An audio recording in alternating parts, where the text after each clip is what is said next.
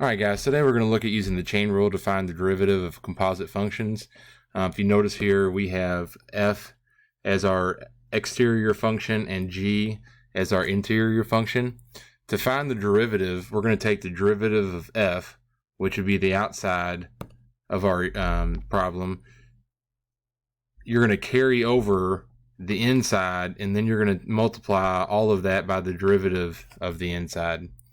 And so what that looks like, under the assumption that our functions are f and g still, you would have f of g of x, okay? And so for our derivative, in this case, we're not going to do this on every one, but your f function here, your f of x would be x to the fifth. That would be the outside, this piece here in front. And then you would have your g of x, which we'll do in red, is going to be x plus 4. And so we're going to take the derivative of the outside, which would give us 5 to the x to the fourth. And instead of x, we have our interior piece, which is your x plus 4, times the derivative of the outside, which in this case would be 1.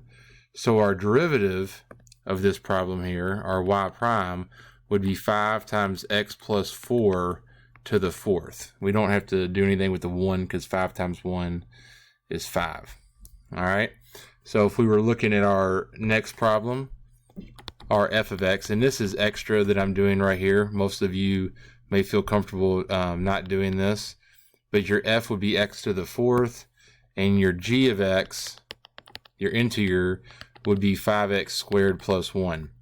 So in taking the derivative of the outside, the f function, we would have 4 to the third, 4x to the third, but you got to carry over the original inside, and then we're going to multiply that by the derivative of the inside. So using your power rule, we're just going to get 10x, and then 1 is a constant, so it becomes 0.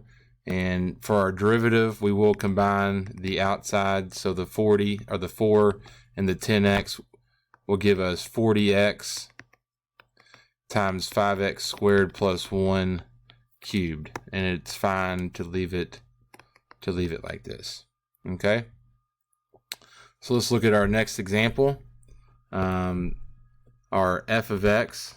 I know I said I wasn't going to do this on all of them, but I think it may be helpful for some of you guys, is x to the negative 3, and your g of x is 3x to the fourth plus 1. And so we're going to take the derivative of the outside, which is our f equation, so negative 3, and then that's going to go to the negative 4, not the negative 2, which some of you guys have been doing. And then we keep the inside the same, and then we're going to take the derivative of the inside. And so 3 times 4 is 12, x to the third, the 1's a constant, so it becomes 0. And so in this case, our y prime, and I'll end up doing this actually in 2 steps, is going to be negative 36x cubed times 3x to the fourth plus 1. I'm sorry, 1 to the negative 4. And since that's to the negative 4, we're going to end up writing our final answer is negative 36x cubed over 3x to the fourth plus 1 to the positive 4. Because we move that set of parentheses with the negative 4 to our denominator, it's going to become positive. Okay. One more example. So our f of x is going to be x to the negative 2. If there was something out front, I would write that in front of that x, but there's not, so we don't have to. And then we have our g of x, which would be the interior, so negative 5x cubed plus 1. And so we'll take the derivative of the outside, which is our f, so negative 2 to the negative 3. And then we're going to copy down our inside, negative 5x cubed plus 1 times the derivative of the inside. And so that's going to give us a negative 15x squared. And so when we combine those, our y prime will be 30x squared times negative 5x cubed plus 1 to the negative 3, which we will then end up writing as 30x squared over negative 5x cubed plus 1 to the positive third power. Okay. Here are a few more examples for you guys to practice on.